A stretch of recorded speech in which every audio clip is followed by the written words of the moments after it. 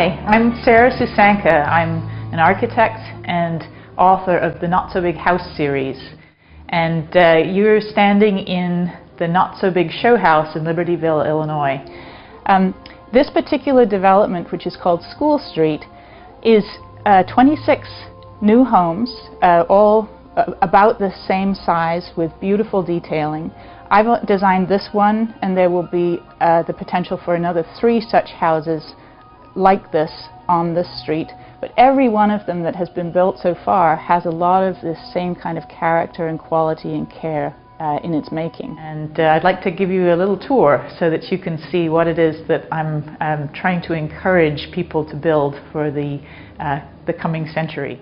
Right behind me you'll see is the connection to the kitchen and the eating area, which surprisingly is in the front of the house. One of the key ideas in this home is that if we're going to do a front porch community, which SchoolStreet is, you really need to have your living space right next to that front porch, or you're not going to use it. It's pretty, but it doesn't get the activity that would be really desirable in order to connect to the street.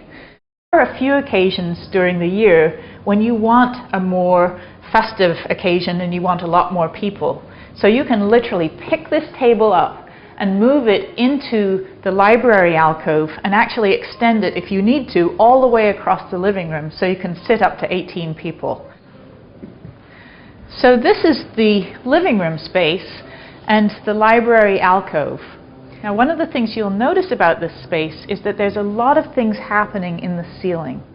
The way that I like to define spaces one from another is using ceiling height variety. So this alcove actually only has a 7'6" ceiling. It makes you want to sit down, while the living space has a much taller 9-foot ceiling, so this clearly is the focus of the room. So now let me take you on to another room that's a very important part of a not so big house. When we've got all the space open like this, it's really important to have one spot which you can have be closed off and more quiet and private if you need it. And that's what I call an away room. It's just down the hall. Let's take a look. This room opens off of the hallway from the living room, so it's very easily accessible. But if you want to have a quiet conversation, a phone call, you want to do some work, here's the space that it can be done in. It also has a Murphy bed. This is actually a bed that folds down. So this becomes a guest bedroom, and if you ever needed to live on one floor, this can also function as a full-time bedroom on the main level.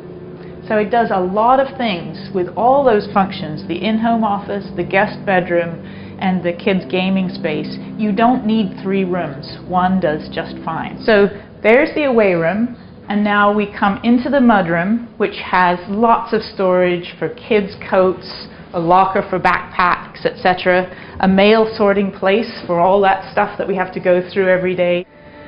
One of the other major features of this main floor plan is where the stair is located. Typically we would put the stair next to the front entry, but who goes upstairs? It's the family members. And so in this case I've moved the stair toward the back of the house and made it into a light tower so that there's light from far above that brings daylight way into the middle of the home. This is a development where eventually there will be a neighboring house very close, and so there won't be a lot of daylight coming from the windows. So this is an incredibly important part of getting daylight deep into the house. So let me show you what's upstairs. Come on up. So here we're in the 2nd floor landing, and off of this landing we end up with a laundry, which is also a hobby room, and a kids' messy space so that it can do double duty for all those functions. It's also the access to the upstairs deck. It's a roof deck that's over top of the garage and feels just like an outside space, so just like a backyard. This is one of people's favorite spaces. It's a surprise because you don't expect to have a place that feels like a garden in a house that has so much of its footprint covering the ground area. But as I mentioned before, this is above the garage, and you actually have 2 lovely sitting spaces, one under a covered porch and then one that's out in the sunshine. And as the course of the day, you get many really beautiful hours. It's especially lovely at sunset. So from this stairway, we now go up a couple more steps and into the bedroom wing. So let me show you some of the characteristics of those spaces. You'll see that this is a long hallway, but what makes it more interesting is the lighted painting at the far end. That painting is actually in the master bedroom, but with the door open, it gives you a sense of attraction to the whole hallway. What you'll notice about each of the bathrooms in the house is that it has a continuous trim line at the height of the countertop. And in every bathroom there's also a very practical detail: storage adjacent to the toilet for extra toilet paper. Each of the bedrooms, and there are 2 children's bedrooms and 1 master on this main level, have a wall that has a focal color on it, and then some special feature. In this room, we've got a window seat. And so what I've found over the years is that children tend to love window seats as a spot to hang out. It's their own private territory when they're sitting there. And in this room, we have it decorated for younger children with a bunk bed. You'll see there's still the dropped ceiling above that continuous trim band. And as you enter into the room, you'll also see that there's a little desk space tucked in the corner with one of those focal colored walls behind it, just making a special spot. So welcome to the master bedroom.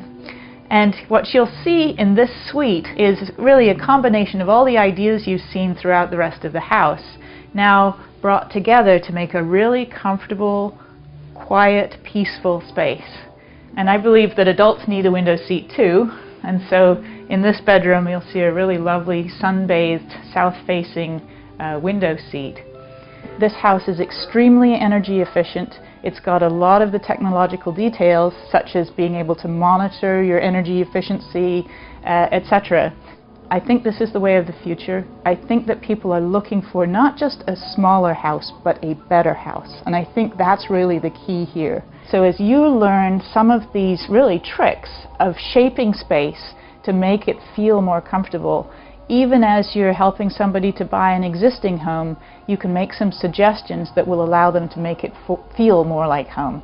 So there's a lot to learn here, and a lot that I think the general public and homeowners of the future are going to be asking for. So if you know these things, you're going to be able to really steer your customers in the right direction.